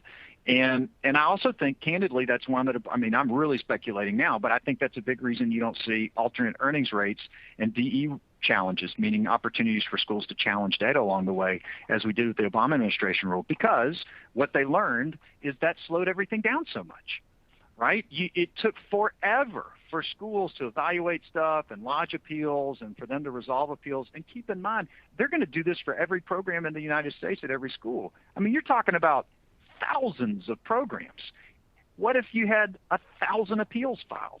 The department doesn't have that kind of staff, and you can't automate appeal reviews, right? They would never get this thing off the ground and get stuff calculated if they allowed lots of appeal and challenge opportunities, and if they had to work around COVID year and all those kinds of things. So I think really this is about necessity. These guys know there's a presidential election next year, right? And they're very committed to this rule and this concept. We know that. And if they want to get it off the ground and try to get it working and in place, they are trying to remove impediments. And accommodating COVID, and accommodating prior year earnings, information, all those kinds of things, putting in lots of appeal and challenge opportunities, it just slows them down. And so I think their view is we're going to move forward, and if people complain, we'll just have to deal with it. Great question. All right. The reporting deadline slide indicated that the 2nd through 7th award years is believed to be 14, 15 through 19, 20. In another webinar last week, it was shown as 17, 18, 22, 23. Yes, great catch. This is why I said we believed. Here's the thing. So in the commentary to the proposed rule, the department says that the years that would be reported, and the way that it talks about them, it doesn't give them specifically. It sort of talks about them as being starting with, like, the first prior award year would be the year right before the effective award year of this rule. So if we say 24-25 is the first award year this thing's effective, then that would mean the first prior award year would be 22-23, and then you would count back 7 more from that. The problem is, I realized between that presentation last week and today, is that if the department, if you reported 17-8 through 22-23 as the sort of 2nd through 7 award years of data that you reported, then the department would not have all the data they need to calculate the rates in the first round. Because we know one place they did give us specific examples in years was in the DE rate calculations. And as you can see on the slide on the page right now, we know in their modeling that the first year they would calculate rates, the 4-year cohort would start in 15-16. And so it dawned on me over the weekend that if the 2nd through 7 award years was 17-18 through 22-23, they wouldn't have all the data they needed. The language is vague in the preamble, and they don't give a specific example in the reporting section. But my conclusion is it has got to be that, they mean 15-16 through 18-19, because they are earlier for medical and dental programs, right? So really it would be maybe even back to 14-15, because they need that data to calculate the first round of rates, and that's the more concrete, specific example that they gave us. I hope that wasn't too esoteric for folks on the phone, but this individual's right. I changed that from something I said last week, and that's because the department is a little vague when they talk about the reporting years.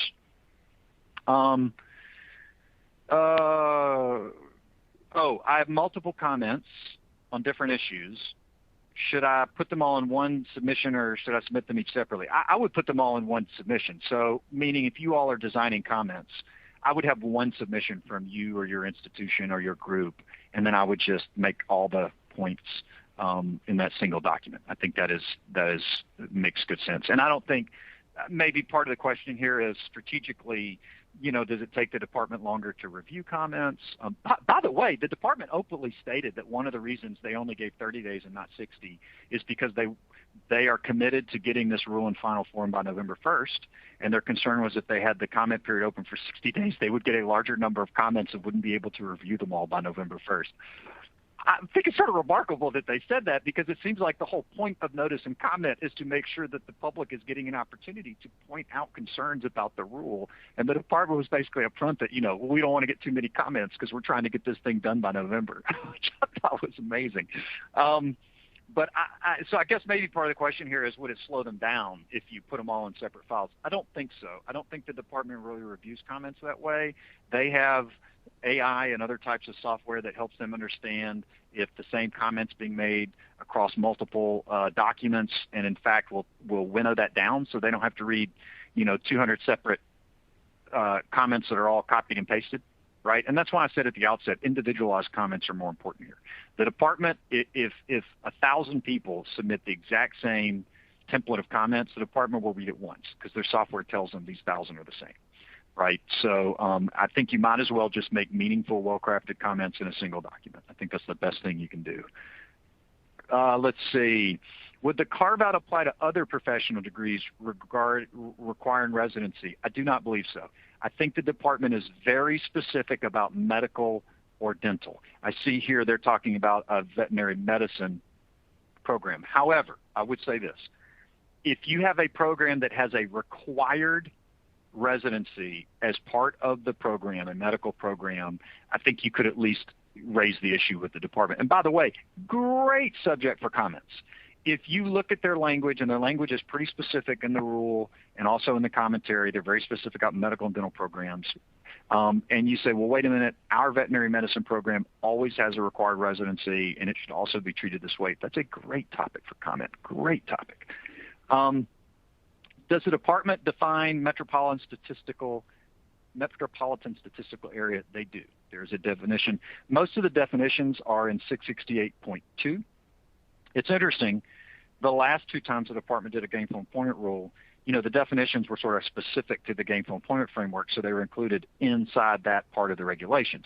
But here, all these new definitions aren't in subpart Q or subpart S. Because the department is really expanding this concept to apply to all programs at all institutions, I think some deliberately, they actually put the new key definitions in 668.2. That's 34 CFR 668.2, which is where the definitions for sort of all of the Title IV programs, for the most part, the key definitions are all located. So look in 34 CFR 668.2, and I believe that's where you'll find a definition of metropolitan statistical area.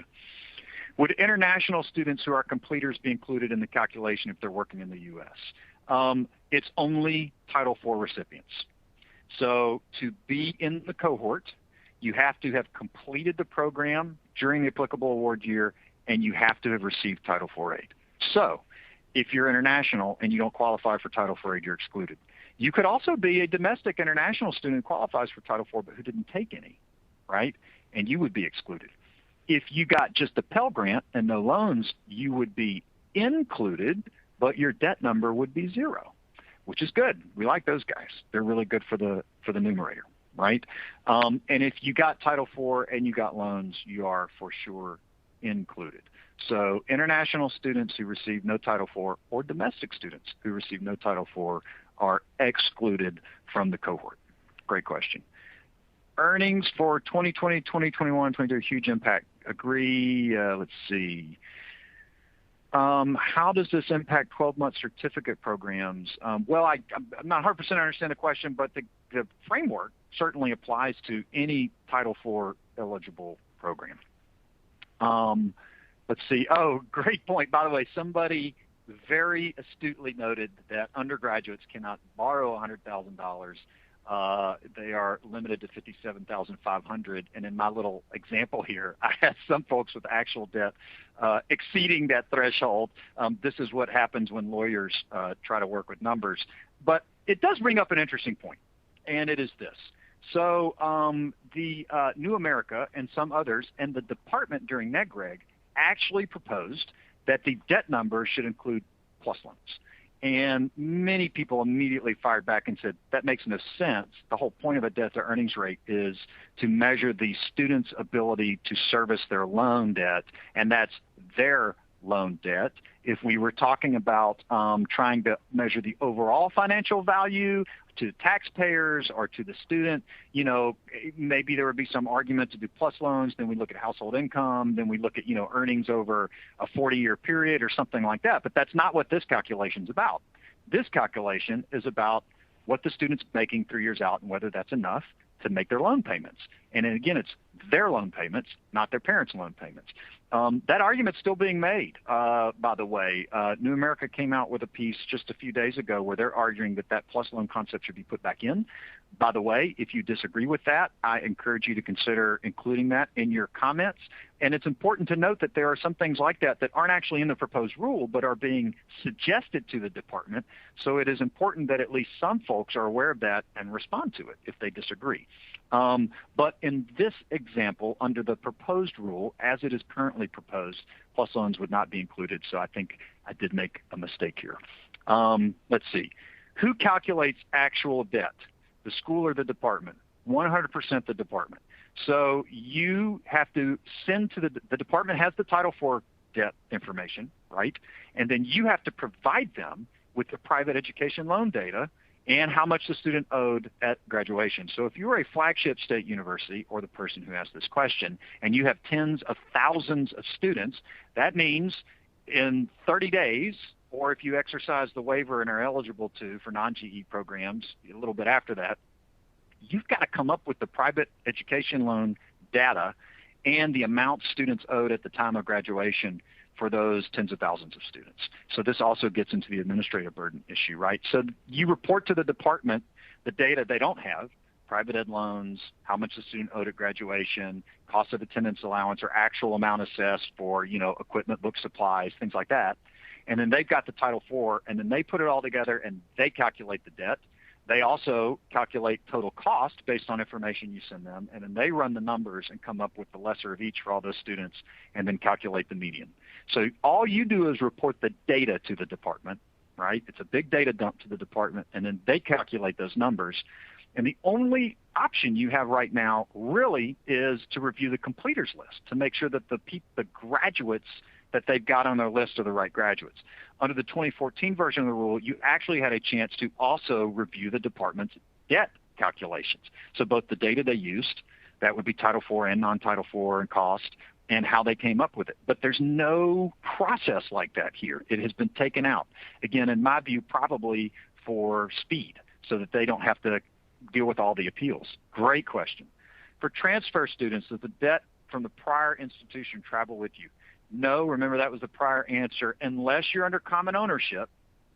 So let's say, you had two schools that were affiliates of one another, common control or ownership, and one had an associate degree program and the other bachelor's, and it was very common for folks to go from one to the other. The department reserves the right in that circumstance to make the debt travel from one institution over to another. All right, I got one more question. In calculating loan debt, is it calculating all loan debt for a particular student or just the loans taken through the institution in question? No, it's all the debt that the student took on for your program, right? So if this is the prior question again, in other words, like debt from other schools, no, that would not travel in most cases. But to be clear, it's not just like debt they may have financed through you, like through an institutional loan or something like that. I mean, it's their Title IV debt. If they went down the street to the bank and took out a loan, a private education loan, it's that debt, or Sally Mae or something like that, it's that debt as well.